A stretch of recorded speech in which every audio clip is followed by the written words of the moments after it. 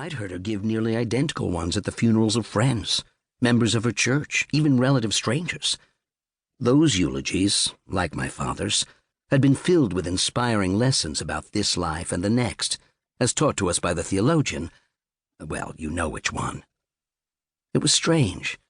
My mother and her book and her sermons always insisted that while Calvinists were reputed to be severe and full of judgment, John Calvin himself had been forgiving and full of love. But she always wrote and said this in a way that seemed severe and full of judgment. "You must have always wondered why your father and I stayed together for as long as we did," my mother said. To me, I guessed, although she was looking at the whole. This surprised me even more than the eulogy. In fact, I had not wondered this at all. I had not ever even considered my parents not staying together a possibility. I had not ever even considered my wife and me not staying together a possibility either, until it actually happened. But I didn't say this to my mother. I wanted there to be peace between the living and the dead, and also between the living and the living. Why does anyone stay together for as long as they do? I asked. Rhetorically, I thought, although my mother answered anyway. God, she said. Family, fear, loyalty, sex, security, compassion, companionship, complacency, children, guilt, money, real estate, health insurance, not wanting to eat alone, not wanting to go on vacation alone, not wanting to watch television alone, not wanting to drink alone, not wanting to go on cruises alone, not wanting to go on cruises at all, not wanting to leave one person and find another person who then wants to go on cruises, not wanting to leave a person and not find another person at all, not wanting to find another person, not knowing what you want, not knowing what your problem is. Love. I had never heard my mother say anything remotely like this. It definitely didn't seem like a lesson she could have learned from John Calvin.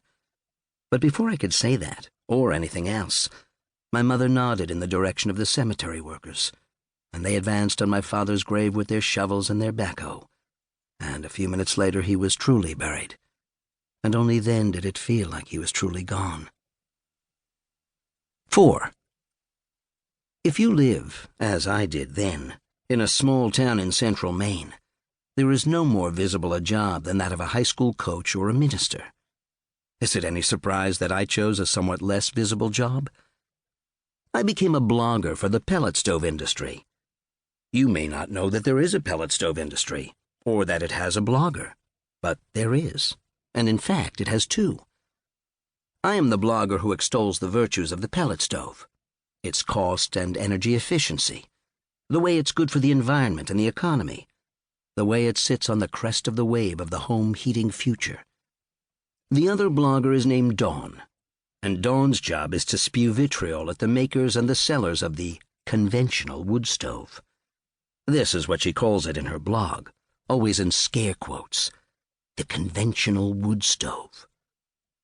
All Dawn's Monday blog posts begin with a story of someone she's met at a weekend party who has asked her what's so wrong with the conventional wood stove.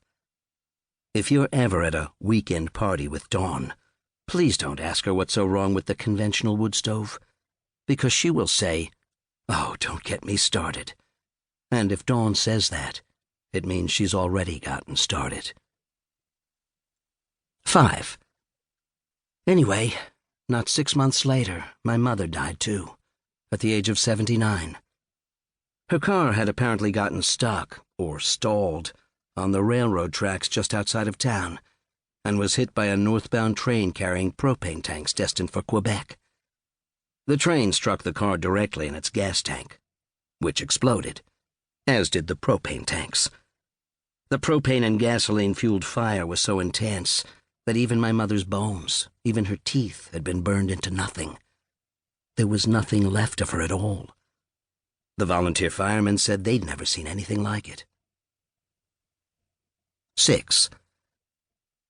There was nothing left of my mother to bury, but nevertheless I buried her next to my father. It was May. The ground was once again unfrozen. My father's funeral had been attended by his athletes and his fellow coaches.